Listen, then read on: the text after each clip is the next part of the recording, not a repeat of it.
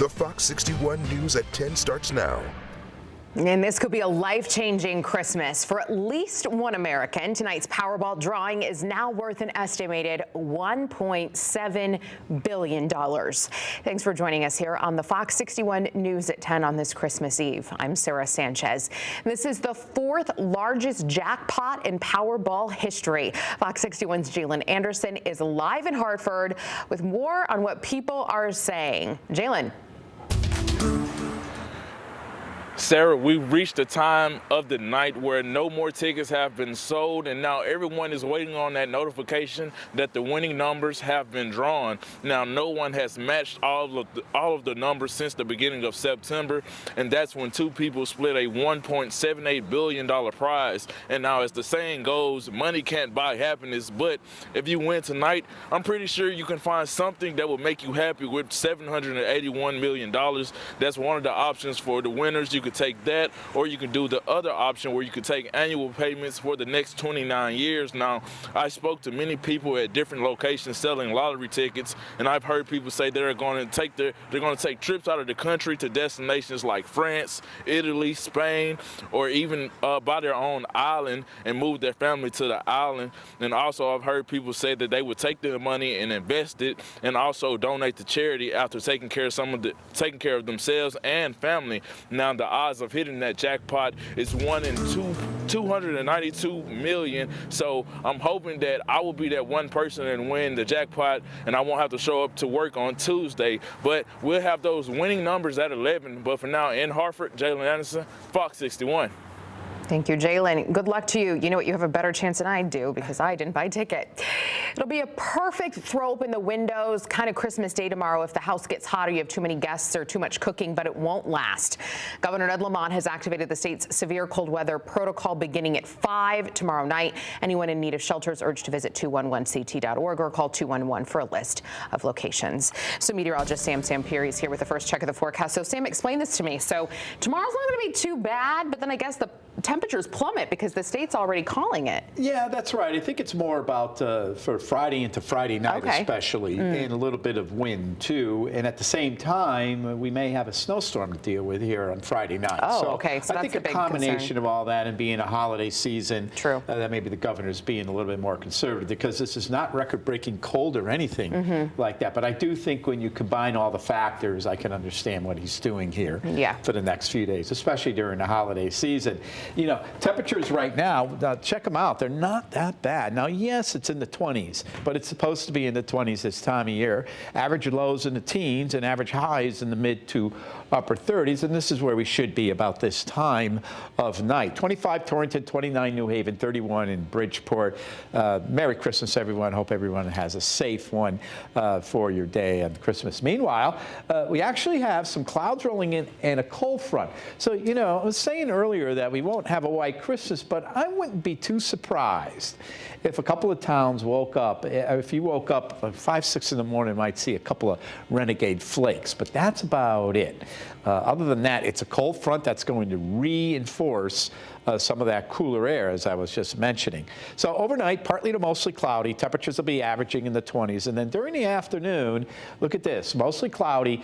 High temperatures are reaching near 40, but it's all about that wind, averaging 5 to 15. And then we're going to have gusts of 10 to 20, 20 to 30 miles per hour. And you could see that those winds really pick up during tomorrow afternoon and tomorrow evening. But again, the good news, we do not have any snow or rain travel problems here in the Northeast. Coming up, I will detail Friday. I have some new information coming into the Weather Center about that potential snow event coming in for Friday night. Sarah?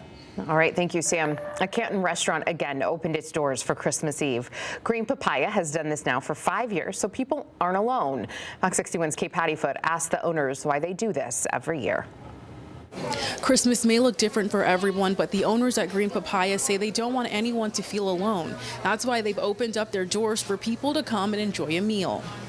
It's not only us that feel lonely here. Net and her family moved from Belgium more than 10 years ago.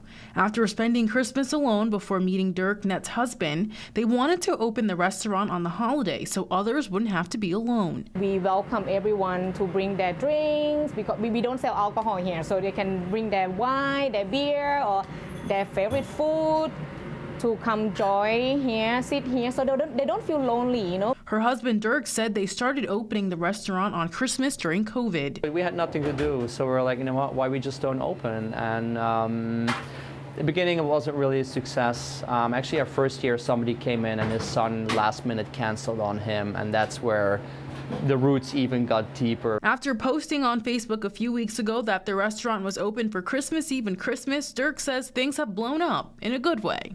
It's mayhem in the kitchen, so then leave it off. We won't. No, I'm like, the calamari will help, so you're not waiting that long for your food. Okay. We had 750 followers on Facebook in 11 years. 2 days after the post blew up, we had 1,059, so just put it in perspective. Again, a lot more reservations than normal, like 30 together.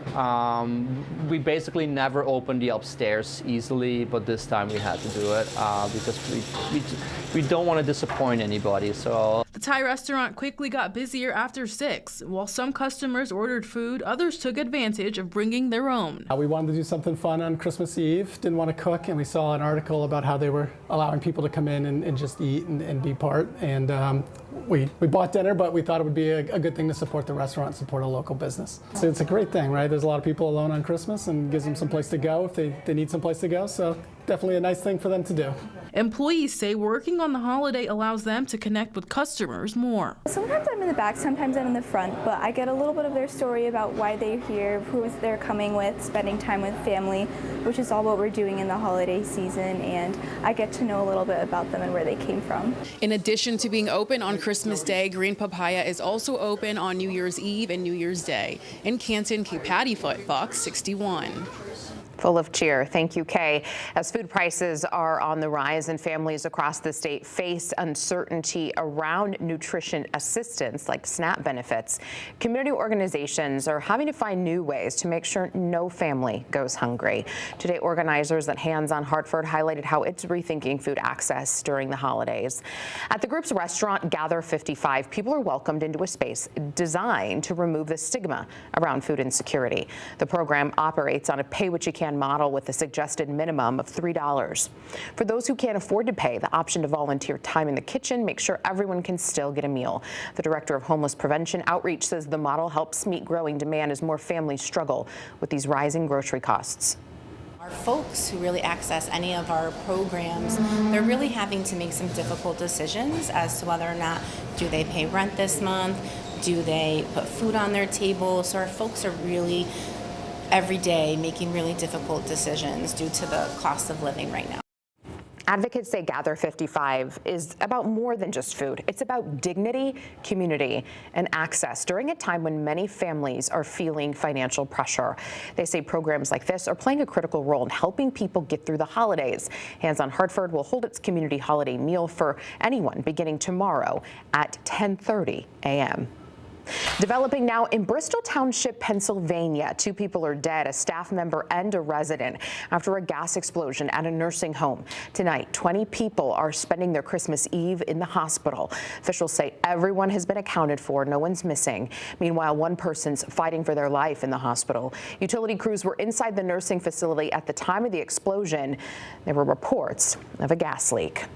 Police are investigating the death of a Waterford woman. She was found unresponsive on William Street, New London, last night. She's been identified as Kelly Lewis. Detectives don't know how she died, so it's under investigation. New London police are investigating reports of shots fired. They say gunfire rang out on Garfield Avenue around 10:30 last night. You can look at these photos that we received. It's unclear what happened, but police believe it was not a random attack. Thankfully, no one was hurt. A Bridgeport man's accused of trying to kill his ex-wife and then flee the country. João Borges de Quiros was caught at the Canadian border in Vermont. He's being held on $1 million bond. Police say he hid in the trunk of her car when she was on her way to work. They say he tried to shoot her but missed. He allegedly tried to then choke her while she drove.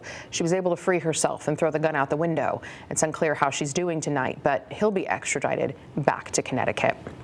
2 people won't be able to go home tonight on this Christmas Eve. Their East Haven house caught fire today. Crews shut down a portion of Main Street while they put out this fire. It started around 3:30 this afternoon. Thankfully, nobody was hurt, and the 2 people who lived inside are being helped by the Red Cross. Investigators are looking into the cause of the fire.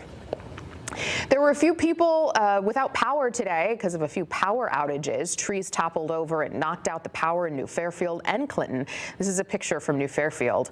About 129 neighbors had the lights go out, and Eversource reports 263 customers in Clinton lost power because of downed wires. North Branford firefighters say they had a hard time getting a trapped driver out of a car. Police say 2 cars crashed on Foxen Road near Caputo Road around 5:15 this morning. Both drivers were hospitalized, but the person who was pulled out is more hurt than the other. Investigators believe poor road conditions played a role in the crash. City leaders in New Britain are planning to create a memorial to honor Mimi Torres Garcia. The 11-year-old's body was found behind an abandoned home on Clark Street in October. Next month, the city will begin construction on that memorial. Fox 61's Solene Arif asked the mayor what it will look like. This year, people came from all over the state to pay their respects here at the memorial on Clark Street, where Mimi's body was found. But with the memorial on private property, New Britain's mayor says it's time to honor Mimi somewhere more permanent. New Britain Mayor Bobby Sanchez says the goal is to create something beautiful from one of the darkest chapters in the city's history. He's working with Mimi's father and grandparents to create the memorial, which will get added to the newest edition of Willow Street Park. One of the park's benches will be saved for Mimi, where the family will add a plaque and plotted flowers on each side. Sanchez says they already have an idea of what they want the memorial to look like. Specifically asked about blue hearts because I guess they want Mimi, was something that Mimi loved. And I told them that, on the planters, they can design the planters the way they want. And the plaque can go right on the bench. And it would be nice to see a nice plaque with her picture on it. Sanchez says he hopes the park's new addition will be open by the end of the summer. In New Britain, Solene Arif, Fox 61. Millions of Americans are rushing home for Christmas, and coming up, we'll tell you what TSA is already seeing in those security lines. And tonight, a Connecticut teen's back home for Christmas after being held by ICE in Texas for 6 months. While leaders in the family are celebrating his return, they say they're still fighting for one of his family members to come back home. We'll have more on this bittersweet holiday homecoming. Open enrollment for health and dental insurance plans is underway. It's not too late to sign up for coverage through Access Health CT. You can join us every Tuesday morning at 8 for Coverage Countdown. The experts from across Access Health will share important information so you can choose the right plan. You have until January 15th to enroll for coverage that begins February 1st.